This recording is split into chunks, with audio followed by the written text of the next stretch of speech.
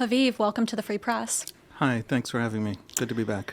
So basically, yesterday you and I went to sleep thinking we were going to have a whole conversation about the information war, about Tony Aguilar, about the International Association of Genocide Scholars. And this morning we woke up to a very different reality and a very different picture on the ground. As of this morning, multiple reports verified by Israel that there were attacks in Doha, the capital of Qatar, against senior Hamas leadership. We're still sort of trying to piece together exactly what the effect has been. And so that's obviously what we're going to talk about today. Before we dive in, I'll introduce myself. I'm Rafaela, a producer here at the Free Press. And for those tuning in, of course, most know Haviv, but for those who don't, Haviv Gur, the Free Press's Middle East analyst and also the host of the phenomenal podcast, Ask Haviv Anything. Haviv, thank you so much for being here on this very important news day. Yeah, it's a little frustrating because we like to deal with analysis, but we're really in the middle of the story. We don't yet have, I would say, a lot of certainty and certainly a lot of details yet. Absolutely, and that's why I have my computer open. My producer, Candace, is going to update us in real time as the news develops. So let's basically just start at the beginning. As I mentioned, explosions in Doha. Israel has taken responsibility. As of right now, what do we know about the success or failure of these attacks as it stands? There is, even at this moment, disagreement over who exactly has been killed. The Israeli officials are still quietly talking about a success.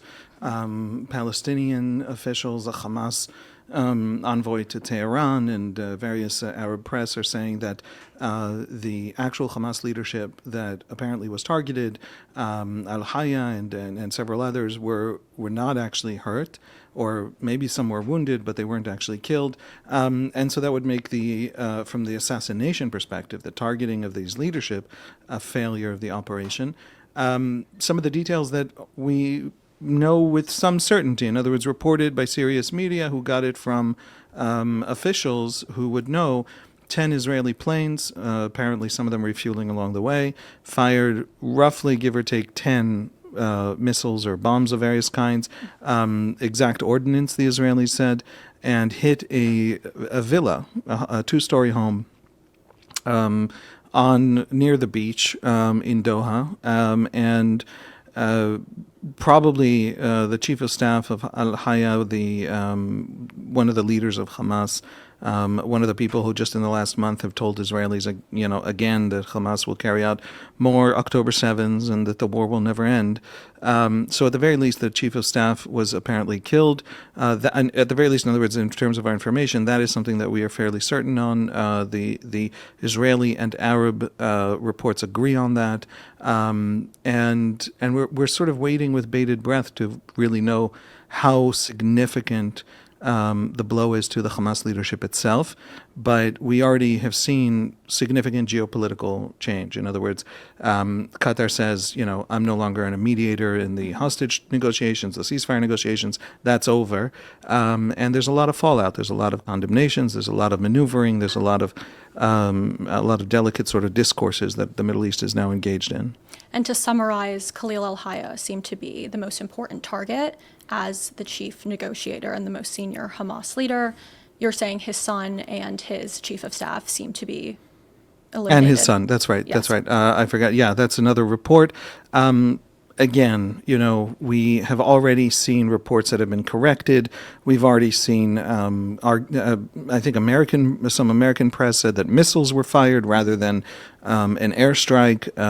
It's not clear exactly, And some of the confusion is coming from Saudi reporting saying that Khalil al-Haya was taken out, and then there's other Al Jazeera and Hamas saying that he wasn't, and so that's why it's unclear, conflicting reporting. Right, and it'll clarify itself, right? Hamas, if he's not dead, Hamas has a massive interest in showing that the 4 or 5 people who are its top leadership in Doha are still alive, and so I suspect we'll learn that very quickly, and if we don't see them for the next few months, they're dead, right. Most likely.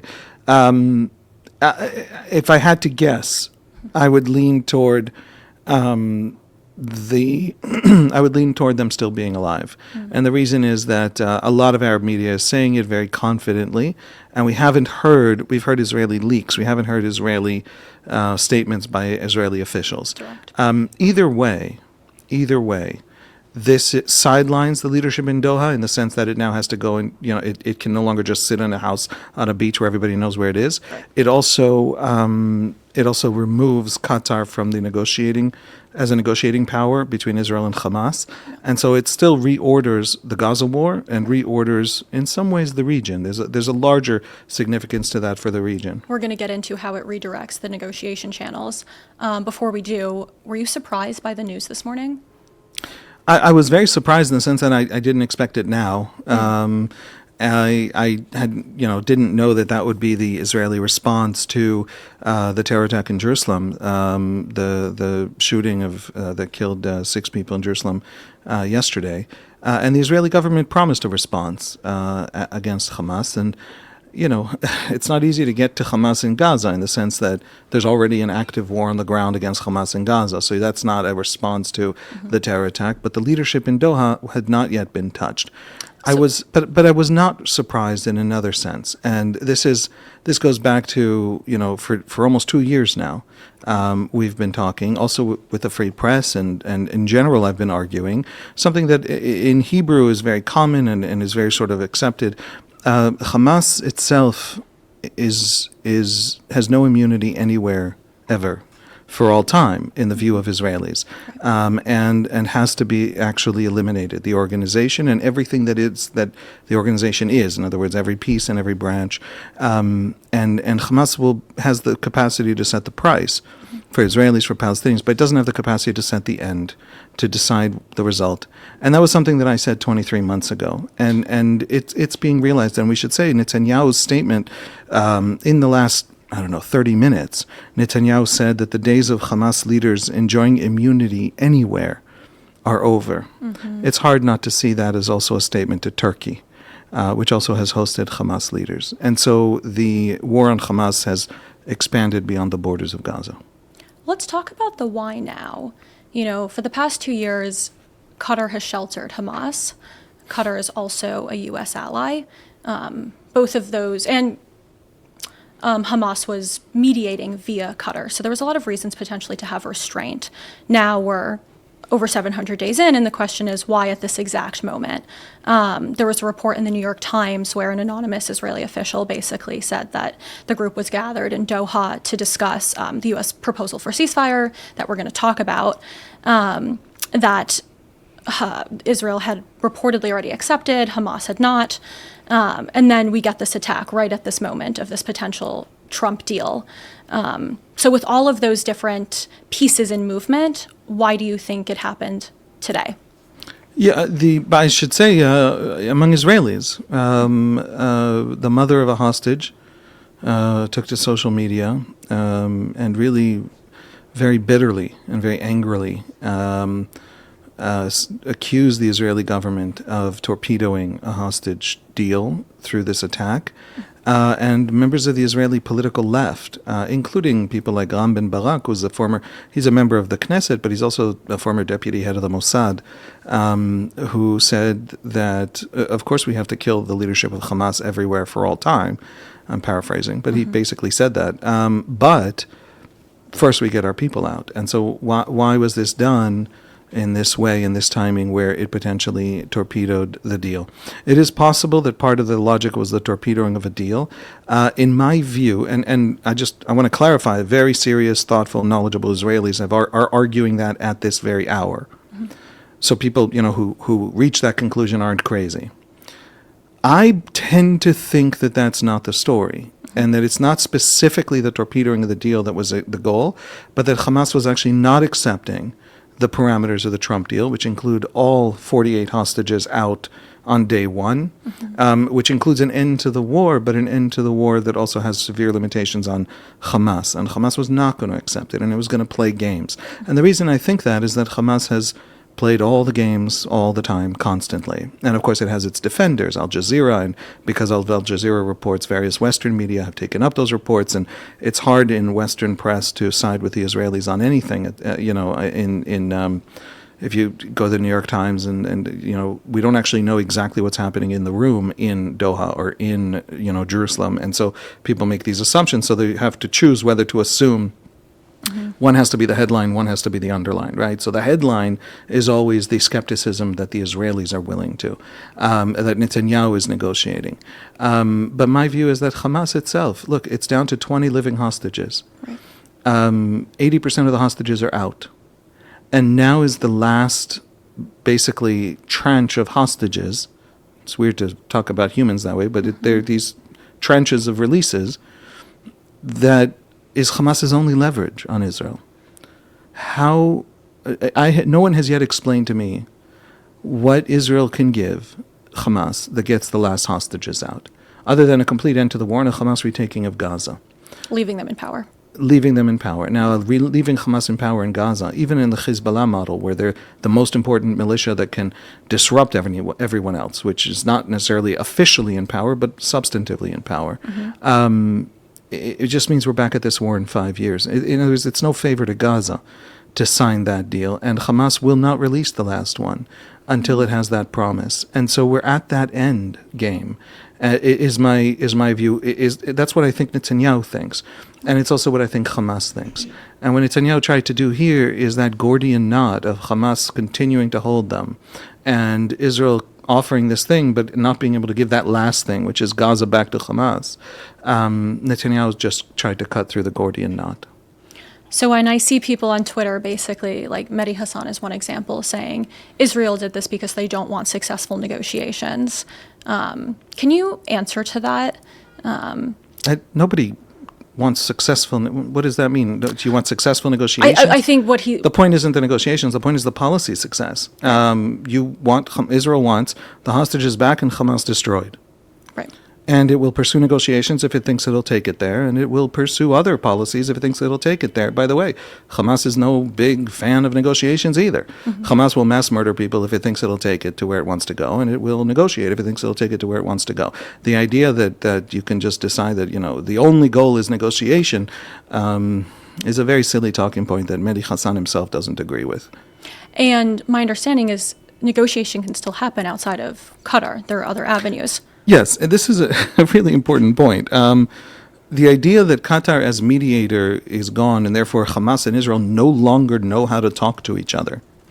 I promise, with absolute, total, and perfect knowledge, that Hamas has the phone number of the relevant Israeli officials. Right. And the Israeli officials have the ability to communicate to Hamas as well. And the Egyptians talk to both and have been a major mediator. And the Egyptians are still very much in the game.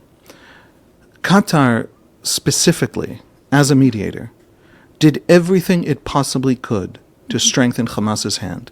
Israel negotiating with Hamas through Qatar was a home advantage to Hamas at every turn. They are a Muslim Brotherhood government. They have a Muslim Brotherhood ideology, an education system. They support Hamas's version of Islam and certainly would like to see Hamas survive and eventually win the great war to destroy Israel. This is the official state ideology of Qatar. And so the fact that it might move to Egypt is a loss for Hamas of that home advantage, so to speak. It's not the end of negotiations. If Hamas needs to tell the Israelis something, it's extremely easy for it to do so. So basically, to summarize what you're saying is, even though they lose leverage when they go through the Egyptian channel, they will still have to negotiate via the Egyptian channel. The Sisi government is no fan of Israel, right? But it hates Hamas more. And Egypt itself was riven by a civil war back in 2013 between a Muslim Brotherhood-led government of Mohammed Morsi and the army.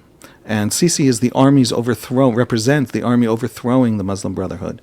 And Hamas is a branch of the Muslim Brotherhood from back in 1987. It was literally founded in Gaza as the Muslim Brotherhood chapter.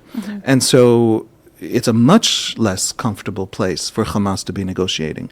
Right. But why should it be comfortable for Hamas to be negotiating? In other words, make the case to the Israelis that it is to their advantage that Qatar, which supports Hamas in every way, including ideologically, should be the mediator rather than, for example, the Egyptians who don't like Hamas. The American line for many years was that we need to tolerate Qatar, even though they are sympathetic to the Muslim Brotherhood, even though we don't like them for XYZ reasons, because they are the interlocutor between groups that we also don't like. For example, we negotiate with the Taliban via Qatar, Hamas via Qatar.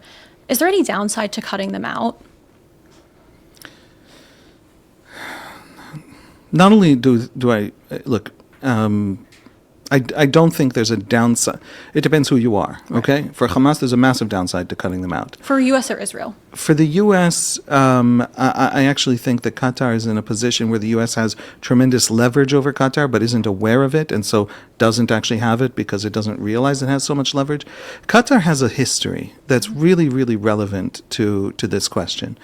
It's a tiny, tiny state of 400,000 citizens. And it is ruled by this ruling family, the Al Thani family. And Sheikh Hamad, the current, the ruler, overthrew his father in a bloodless coup back in 1995. And the cause of the overthrow of his father, he was already the crown prince. He was going to be the emir. But he overthrew his father because his father was moving too slowly. His father belonged to the conservative Muslim camp that is today represented by the Saudis, the Emiratis, that is conservative. In other words, staid, slow, not radical revolutionary Islamist kind of conservatism of the Muslim Brothers. And the son, Sheikh Hamad, who overthrew his father, very much deeply belonged to the Muslim Brothers. Now, the father as well had allowed the Muslim Brothers to come into Egypt from Egypt to come into Qatar and literally build out the curriculum of the education system. When I say that Qatar is a Muslim Brotherhood country, we're talking deep in it, right? They found Al Jazeera. The son founds Al Jazeera in 1986, a year into his rule. And Al Jazeera is a revolution in the Arab world because for the first time, it's platforming opposition voices, it's platforming radicals, it's platforming critics, things that the Arab world, Arab media had never seen, but always Islamists. And Al Jazeera and Qatar's money helped the Arab Spring in 2011, which people think of as this kind of democratic revolution that kind of petered out, but it actually transformed on the ground in most places, including Egypt, where it begins, and even Tunisia, actually transforms into basically an Islamist revolution eventually. And Qatar has a role in it being that radical jihadi ideology taking over that Arab Spring rather than. So the Arab Middle East today, especially among the Sunnis, is basically divided into conservative Muslim and revolutionary Muslim jihadi, I guess, conservatism. The radical conservative makes sense in the context of that world. Qatar is the pivot of that. And they have been set against, and there's one second piece, which is Qatar has always pursued, for centuries, under the Ottomans and under the British, Qatar pursued a really interesting policy of autonomy while using the patronage of a foreign power to help preserve its autonomy. The foreign power being the U.S. So the foreign power, for example, used to be the British Empire. And then but now it's the U.S. Given the largest airbase. The largest airbase, Al Udeid Air Base. What is that about? That's about how it's hard to attack Qatar because you're afraid that the Americans will see it as an attack on their ally. They have major non-NATO ally status. The Biden administration elevated them to that status. But B, there's actual American troops and skin in the game. And that's a game Qatar's been playing for literally centuries. And one of the key policy points of the son of Sheikh Hamad, I'm sorry for the deep dive, I'm almost done, is that he wanted to break away from Saudi domination of the Gulf countries generally. And he wanted to do that using an American presence, using Muslim Brotherhood funding, and Al Jazeera magnifying and amplifying these voices throughout the Arab world as a critique of the standing regimes, including the Saudis. So the Saudis, the Emiratis, the Jordanians, the Moroccans, basically the Abraham Accord countries, have pulled back from that jihadism after 9/11, after really what jihadism has done to the Middle East. It shattered whole countries. They've pulled back from it to the old conservatism. Qatar is still in the revolution, and it's still pushing that revolution. And so when I say that it supports Hamas, I mean it literally, profoundly, and deeply, and because of a religious vision and ideology. Al Jazeera platformed a guy named Yusuf al-Qaradawi, one of the most important Muslim Brotherhood clerics from Egypt. He moved to Qatar, got Qatari citizenship, had a show on Al Jazeera called Sharia and Life, and spent his life trying to radicalize the Arab world against the West. If I'm understanding what you're saying they're not really a mediator, but more so an ally of Hamas, given their ideological preference for the ideas of the Muslim Brotherhood that overlap with Hamas's ideologies, and therefore cutting them out is to our advantage because they're never going to act like a real mediator. At the narrowest sort of level, it is definitely to Israel's advantage in the negotiations with Hamas for it to switch from Qatar to Egypt. But there's a deeper point, which is that the Israelis perceive Hamas as a tip of a spear. And that tip of a spear is this Islamist, Salafist vision that Israel's destruction is a necessary step toward what these revolutionaries consider the redemption of Islam from centuries of weakness. Right. And so the war with Hezbollah was part of the war in Gaza for the Israelis. The war against the Iranian regime to weaken that regime, the 12-day war with Iran, is part of that same war. It's a Shia and Sunni, it's complex, but nevertheless, in that ideological frame. In this great Middle Eastern divide between the radical Sunni and the conservative Sunni, where Qatar is the chief funder with its sovereign wealth fund with Al Jazeera of the radical Sunni, Israel has intentionally decided to take that step to move into that divide and to systematically and at a larger level than Gaza, than Hamas, start to weaken that part of that Sunni divide. So the Saudis put out a statement condemning this. The Jordanians put out a statement condemning this attack. In a sign of Qatar's financial clout, Kazakhstan put out a statement condemning this attack. But, and that little detail is because Kazakhstan gets money from it's a Qatar. $500 billion sovereign wealth fund plus so they have another $1 trillion incentive controlled. And they have spent more than 100 billion pounds in the British economy and tens of billions. I don't even know. People have trouble tracing it in the American economy, and they use that for influence. And Trump administration officials have been, registered lobbyists for Qatar. Senior officials, Pam Bondi, for example. But this is now this divide between these two camps of Sunnis, the Abraham Accords camp, the ones that are conservative and want the war against Israel to end, and therefore want to make this normalization with Israel just to end Israel as an issue in the Middle East. And the revolutionaries, the ones who want to push Hamas and want Israel destroyed and are willing to arm and build and destroy countries to serve that end. Israel has now expanded, in that sense, the campaign to also marginalize and sideline Qatar. So a lot has just been thrown up in the air, and we have no idea where it's going to fall. I'll just say before we move on, there's a great piece by Franny Block and Jay Solomon about Qatar's influence, both in the region and in the U.S. To move us along, there's this question about what did the U.S. know ahead of time and what did Qatar know ahead of time of this attack? A lot of conflicting reporting. There was just minutes ago a Wall Street Journal report which basically said that Israel informed the U.S. and that the U.S. informed Qatar and that there was maybe some more knowledge ahead of time.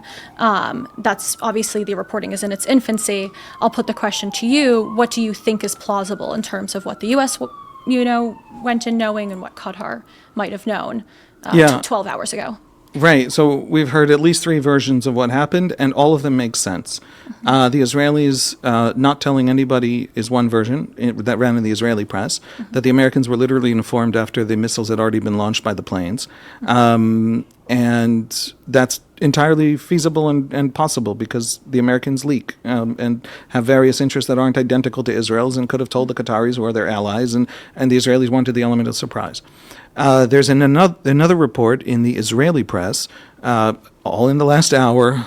We have not had a chance to call all the officials and confirm that an American okay in principle was given weeks ago as part of negotiations between the Trump and Netanyahu governments, and the Trump administration didn't know when, but it knew the basic idea that the Israelis eventually were going to go after the leadership in Qatar.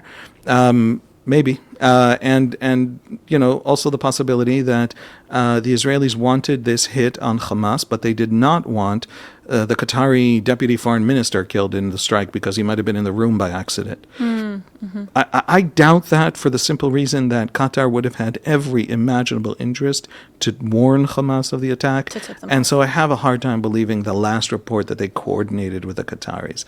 But again, maybe. Maybe if the Israelis are going to do it, then the Qataris go into damage control mode, and that's the best they can get out of the Israelis.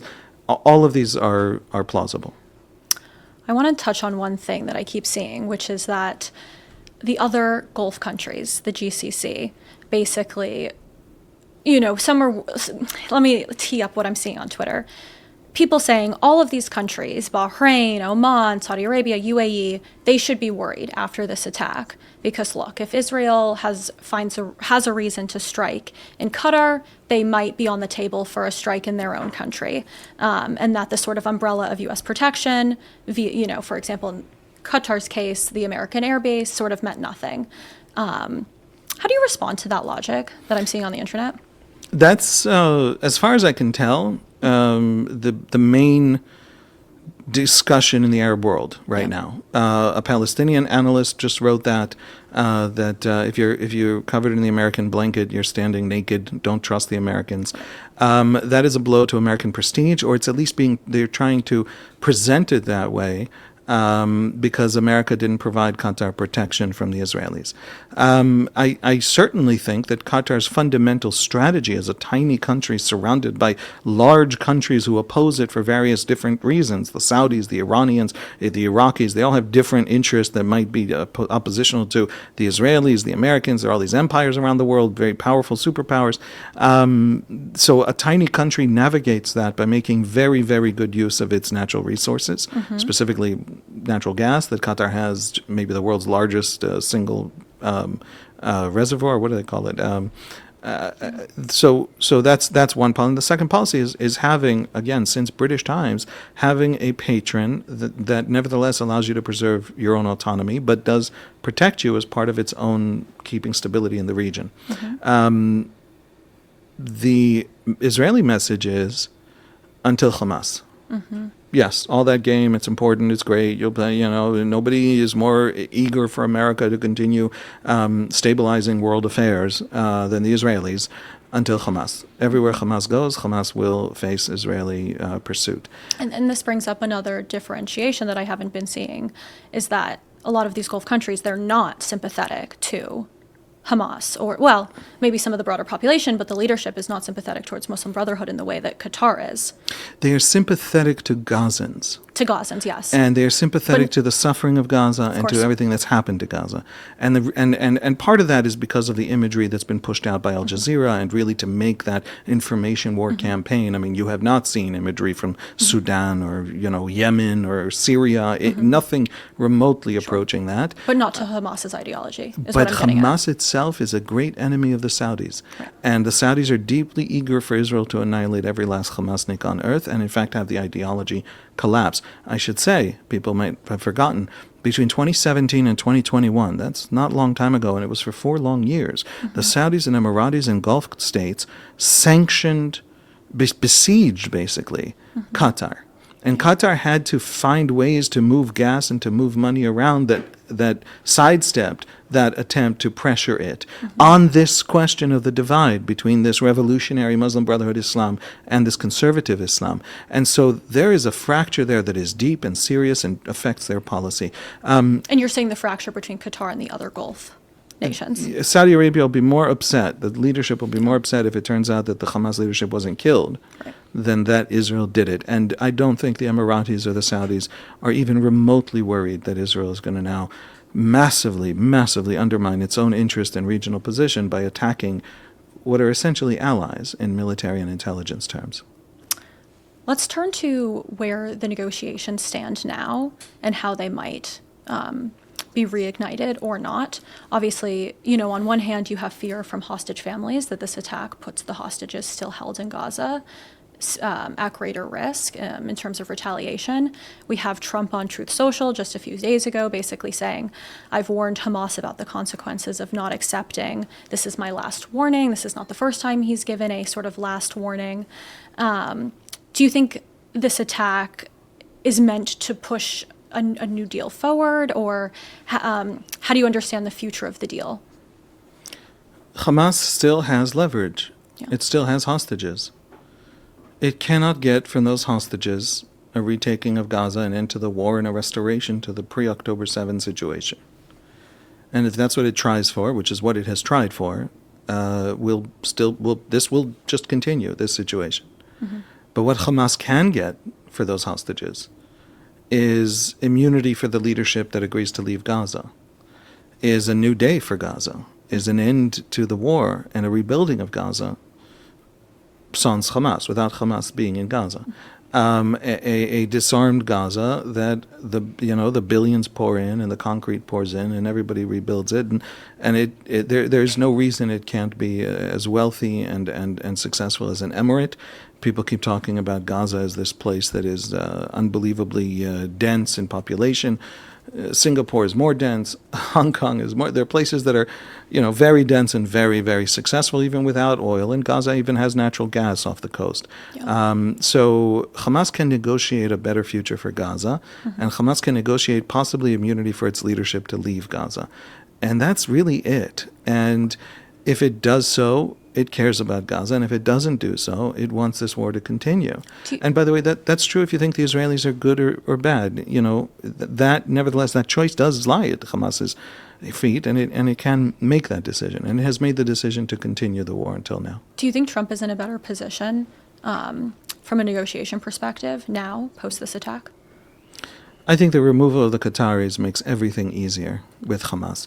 And it is now in Hamas's supreme interest to show that it doesn't make everything easier. And so they're going to have to now be recalcitrant and unwilling to come to the table. But they're only coming to the table because of the pressure, because of the military pressure in Gaza City. Gaza City right now is facing the beginning of an Israeli invasion of the city itself. And Gaza City, even at this moment, but it has always been true, is the economic hub of Hamas. It is the part of Gaza that, mm-hmm. the biggest city in Gaza, the part that Hamas controlled totally. Right. Rafah had other tribes and clans and other groups. Gaza City was totally controlled by Hamas. And so the removal of this last serious urban sanctuary, right. that Hamas still has with its massive tunnel infrastructure that's still almost entirely intact in Gaza City. That's what the Israelis are now targeting. There's not much left to hide in. And so I think that pressure brought Hamas to the table in the first place. The removal of the Qataris increases that pressure. Israel's giving Hamas some very, very stark choices. And the world's, Spain talking about sanctioning Israel and the recognition of the Palestinian state at the General Assembly, the world's attempt to try and pull back Israel or pressure Israel to give Hamas more breathing room. Mm-hmm. I cannot imagine that this Israeli government, it's gone too far down this path. And the only real option is pressure on Hamas at this point. And that's true even if you hate Netanyahu and distrust Netanyahu, which, half of Israelis do. But nevertheless, the path forward in Gaza, I haven't yet heard an explanation for how Gaza is rebuilt, how this war ends, and how there's a better day for Gaza, other than with the end of Hamas rule in Gaza. And do you think it's possible? I mean, this is like the very first question we asked 700 days ago. And now, it's one of the final sticking points in these negotiations. Does Hamas stay in power? Does it not? Or can Hamas be eliminated? We're seeing this last operation in Gaza City, which aims to do so. But is it possible? Yes. So there are two sides to this debate. And I think there are two sides, maybe there's more. But one side says that Hamas is so deeply entrenched in Gazan society. Mm-hmm. It comes from Gazan society. It actually is born almost as a lower class rebellion against the upper classes represented by Fatah, who were corrupt and sort of had sold out the Palestinian cause. And so there's always been this sense that Hamas is much, much more embedded and rooted in the Palestinian grassroots. But no longer. Hamas's leaders are billionaires, and Hamas is an organization that's discernible and definable. And if it chooses not to surrender, it brings all the costs on Gaza at this point. There's no costs it can inflict on Israel anymore. Israel's already absorbed the international costs. And Israel's not willing to live next to a Hamas. Right. And the day after Hamas, by the way, the fact that Khalil al-Khaya, who maybe died today in Doha, we don't know yet, the fact that he, 3 weeks ago, I think it was, said to the Israelis, now, publicly said it, the war never ends and we will commit more October 7s. I can't stress this enough, okay? There is no amount of pressure the world can bring to bear on the Israeli psyche, on Israeli politics, on ordinary Israelis, no amount of abuse when they go to some soccer game in Barcelona that the world can give them that will ring louder in their psyche than that statement by Hamas. And so Hamas immunizes them, neutralizes all that global attention and sympathy and care and concern for Gaza and the attendant critique and sometimes often hatred of Israel. Well, Israelis don't care because of that. And it gives moral cover to Hamas, a lot of the international response. Hamas says that openly. Totally. It says the world is coming down on Israel. We're going to be okay. We just have to hunker down. The day that game is done, the international pressure on Israel will be heard by Israelis. And if Hamas stays in power, no matter what the civilian death count is, no matter what the destruction to Gaza infrastructure is, their staying in power would be regarded to them as a victory, because then it's essentially back to October 6th. And maybe it takes 5 years, 10 years, 20 years, but the idea is they stay in power and they rebuild, and it's a multi-generational. All the full might of Israel couldn't crowbar them out of Gaza. That is a massive, in their terms, all we have to do is survive, is a massive victory. And it's also why it's Gaza's disaster. Yeah. Because then there will be this, it'll be a vindication, and therefore the strategy will be repeated, and we'll be back at this war in 5 years. Now, again, if the Israelis are terrible, evil monsters, that remains true. If Hamas stays, we're back at this in 5 years. And as long as Hamas sticks around and keeps talking to Israelis, the global press almost never actually cites those statements by Hamas that Israelis hear very clearly. And that's a shame, because you're not going to understand if you don't know what Hamas is saying. You're not going to understand what Israelis see. Right. And even if you're right and the Israelis are wrong, you just should have some sense of what the Israelis actually think is happening. So yes, that would be a vindication of Hamas's strategy, and therefore it would lead to a repeat of Hamas's strategy. One element here is obviously we saw Israel go after Hamas leadership in Qatar. There's Hamas leadership in other countries as well. Now there's some questions about will Israel go after Hamas leadership in Turkey or elsewhere. Do you see that being a potential path? And what are the further complications in targeting Hamas leadership in other countries? Turkey is ruled by the AKP party of Erdogan, very much affiliated with the Muslim Brothers, very much part of that axis in the Middle East, very much set against. You see who they supported in the Syrian civil war. The Saudis supported other people. They're very much that internal ideological divide that's dividing the Sunni Arab world. Turkey is on the Qatari Muslim Brotherhood Hamas side of that. But Turkey, unlike Qatar, is a serious competent state. Yeah. And as in they have military largesse as well. They have actual military capacity. Right. Something that doesn't really exist in most of the Arab world. In most of the Arab world, even if you'll have, $1 trillion from oil, your armies can't actually fight. You don't have the kind of institutional competence of these states. They're basically just oil and just an oil company and a bank account that just bankrolls everything else. And that's true of Qatar, but that's not true of Turkey. Turkey, partly because Turkey spent many decades being democratic, and democracy is a little bit in retreat there now, but those basic competences of those institutions are still real. And the relationship between Israel and Turkey has been falling apart. Falling apart, coming back, falling apart again. Yeah, it's very much a telenovela. But it's always on these ideological questions of Muslim Brotherhood that Erdogan's always trying to position himself as the leader of Islam, and then to say, but no, I'm still Western incompetent. And then to say, it's a NATO ally. It's a NATO ally, but no longer trusted by the Americans to have F-35s. In other words, it really is in that in-between space. Right. And if the Mossad tries to conduct an operation on Turkish soil, it is a much more dangerous prospect because the Turks have competent intelligence services. But in order to say we're, on the path of Hamas needs to be ended, wouldn't they have to go after Hamas leadership eventually in Turkey and elsewhere? I am absolutely sure that there are people in the Mossad working on options to take out Hamas leaders absolutely anywhere in the world. No matter how close the ally or the country or how big or powerful or how much the fallout, that's for the political leadership to decide. But the basic concept that you hunt Hamas for all time is deeply embedded now in the consciousness of the Israeli security services. And that's also why the Saudis, I don't think, are as worried as Mehdi Hassan is about whether this shows that the Israelis are not going to just randomly start bombing the Gulf countries. Will Hamas leaders have immunity anywhere, you think, in weeks to come? Netanyahu just said to us, using the words immunity and anywhere, that they will not. I want to zoom out to the big picture. Trump has long wanted Saudi to join the Abraham Accords and have some form of normalization with Israel. It seemed close prior to October 7th. People think this is a part of the reason October 7th happened. It now seems even less likely today after this attack on Doha. On Hamas leadership in Doha. Today, the Crown Prince called Israel's attack, I'm going to quote, a criminal act and a flagrant violation of international law. What do you think happens to the future of the Abraham Accords after today? I don't think this hurt it.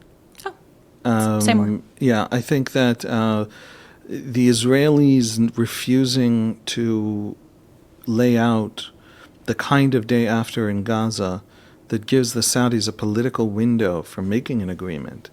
In other words, a credible argument. The Middle East is, at this point, the Arab Sunni Middle East certainly, at this point, is deeply, I don't want to say radicalized, but at the very least politically very, very much tilted dramatically in the polls towards sympathy for Gaza and anger, real deep anger at Israel. And the images from the Gaza war have been ubiquitous, more even than in the TikTok feeds of Western teenagers. And they're ubiquitous in the TikTok feeds of Western teenagers. And that limits the options of the Saudis who want this alliance with Israel to offset exactly that Muslim Brotherhood branch of Sunni Arab politics, the Qataris, etc., to offset the Iranians. Israel over the last 23 months has done everything the Saudis have ever fantasized it would do, pushing back all of these enemies, crashing a lot of their assets. It is doing to the Houthis. The Houthis took out Saudi oil production back in that war. And the Israelis are systematically, slowly absorbing Houthi hits and then striking in ways that are devastating to the Houthis. And of course, Houthi honor means that they have to continue fighting no matter what, and no matter how much it weakens them and destroys them. And frankly, my sense from the Israelis is that they're very happy to continue that degradation of the Houthis that Houthi honor requires. And so the Saudis think the Israelis are doing exactly what they hope and dream and fantasize the Israelis would do for them. They're doing it, of course, for Israeli interests. And this is that. So do you think the condemnation is a little bit for show? For the international stage, for their own population? It's for their own population. Yeah. You don't want to be in cahoots with the Israelis right now. They're really hated over Gaza for the population itself.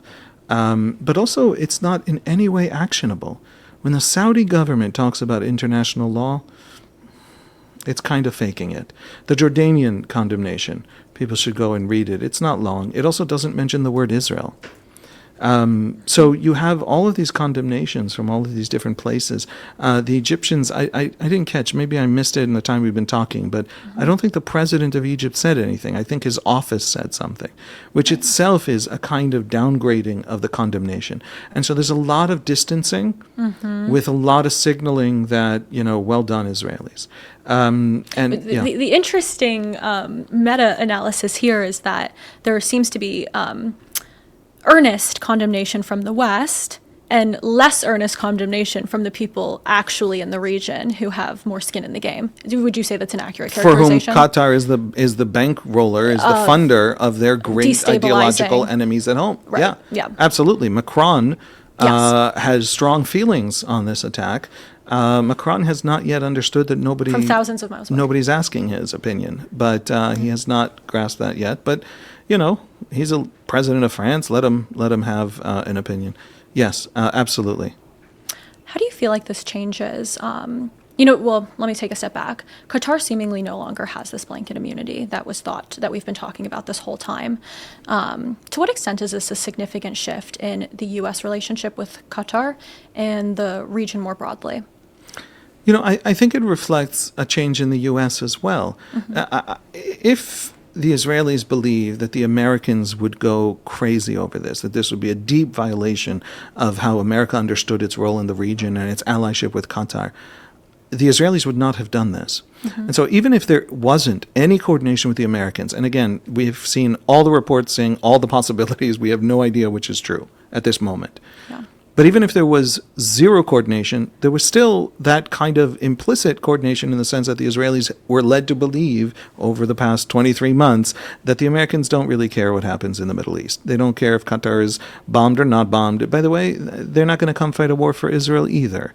That last little bomb on Iran was dependent on the Israelis opening the path, clearing out any possibility that an American soldier would die, making it unbelievably easy for Trump to accomplish something he has promised 1,000 times in every campaign since he started running, which is taking out the Iranian nuclear program or limiting it or delaying it. But that's it. That's the limit of American help. There's not going to be American wars. And so having Al Udeid Air Base in Qatar is no longer valuable, not because the Israelis have now bombed Qatar, but because the Americans are no longer willing to send blood and treasure around the world to fight wars that the Americans themselves, Trump himself put it this way, that we barely understand, right? And so I think Israel demonstrated to the Qataris that a profound change had already happened in the American consciousness. I don't think Israel created that change. And in the context of the region, the Israelis explained to the Qataris that there are costs to hosting people who want to destroy Israel, and those costs are only going to rise. We're 2 weeks out from the 2-year anniversary of October 7th. Given all the news of today and, of course, of the past 2 years, do you feel hopeful that the war is in the right direction? How are you analyzing where we stand looking forward? Hopeful isn't the word. There's been too much pain and trauma for Israelis, for Gazans, obviously. But I think there's also been clarity. The region is a different region.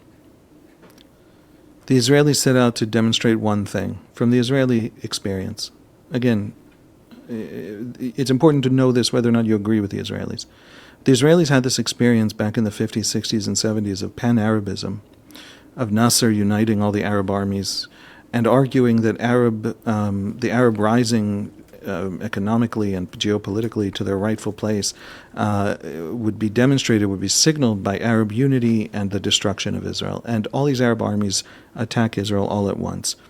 And that pan-Arabist idea died when the Israelis defeated its armies. And now comes this Islamist organization of the region. What Iran was trying to do from the Shia side, what the Muslim Brothers, Hamas and Qatar, and to some degree Erdogan, who again is playing all these games all at once, were trying to do from the Sunni radical side. And the Israelis understand it through the prism of their own history. The idea has to be defeated in the battlefield, and then the idea is defeated in the space of ideas. And the war is on the idea. The idea that the redemption of Islam is. And if you're an Israeli and you understand the war in those terms, it's gone astonishingly well. Far, far better than you expected 2 years ago. Far better than I expected 2 years ago. I was talking in these terms, as were many of my Israeli colleagues and many Israeli strategic analysts and policy planners and government officials. And I was saying, just so you understand, the Israelis see a very large war, a regional war against a great idea that sees the destruction of Israel as its linchpin. I did not imagine that we were capable of doing to Iran what we did to Iran in those 12 days. I did not imagine that the war with Hezbollah would go the way it went. And so I think that there is no question at this point that from the Israeli perspective, understood that way, yes, tremendous optimism. At the same time, Gaza is demolished, genuinely, profoundly demolished. And there are tunnels under Gaza that have to be destroyed. And there's a Hamas infrastructure that has to be destroyed. And the destruction of Gaza was Hamas's great strategy. Some very serious scholars of war warned Israel 2 years ago, Hamas wants you to destroy Gaza, don't do it, right? Yeah. That's a very smart warning against the Israelis. How dare you fight a war is not a smart warning. But Hamas sought this result. And the international campaign and the international opinion shifting against Israel is part of the price that was paid for this kind of war, to actually crowbar Hamas out, to actually destroy the infrastructures that Hamas had basically transformed Gaza's urban landscape into. And we don't yet know the full results of that. Now, I'm very optimistic for the Israelis for one simple reason. There are people. There are real people with nowhere to go, and there's always going to be a new day. The sun always rises again. And the idea that they could be destroyed is an idea that has destroyed everyone who has ever engaged in it. And that is true today as well. But where I worry, and where I'm more than worried, where I'm really afraid, is in the future of Gaza. Gaza has to have a safe future and a good future. I am, in some senses, a hawk. This war actually has to end with Hamas gone, or there's no better day for anybody. It literally can't happen. Including Gazan civilians. Especially Gazans. Yep. And in some ways a dove, because what Israel then has to offer in the day after, as the Americans did with the Nazis, what Israel has to offer the day after is actually that better day, that rebuilding, that flourishing, that little emirate on the Mediterranean with the most beautiful beaches in the Mediterranean and natural gas reserves out in the ocean. And Israel now needs, in victory, which is already visible. Maybe we'll get there, maybe we won't, maybe they'll harass us forever, and in 5 years we'll pull out and it'll all be another Afghanistan or Lebanon. I don't know. But the victory is already imaginable and visible against Hamas. Israel then has to have a real, serious, profound, and clear offer of that day after. And that requires wisdom, and that requires rising above some of the domestic politics of Israel, which are radicalized against Gaza. And I have to say this, as much as we have these polls, which I think I mentioned also in our last live stream, it's the most important thing to know right now about that war. 90% of Gazans believe the Israelis want to destroy them utterly. And 90% of Israeli Jews believe that Hamas and Gazans and Palestinian politics generally, and the region that unites behind them, wants to destroy them utterly. And people like Khalil al-Hayya, hopefully he was killed today in Doha, are the reason that Israelis keep remembering that. In other words, remembering that that's the fundamental premise of Hamas and of Gazan politics and Palestinian politics. So Israelis have to rise above. I'm asking them to do something extremely difficult because they genuinely believe that these people want to exterminate them. They have to rise above the war, the trauma, the sacrifice, and they have to see Gaza for what it is, as a human polity that was radicalized against them to destroy them by ideologies that have 200 years of history. Nevertheless, we win. We are responsible for then building that day after. And that wisdom at the moment is missing. And without it, we can't have a final real victory. Well, we can hope that the visionary leadership that would bring about that situation comes about. So, Haviv Gur, thank you so much Thank you. for being here today. Thank you for having me.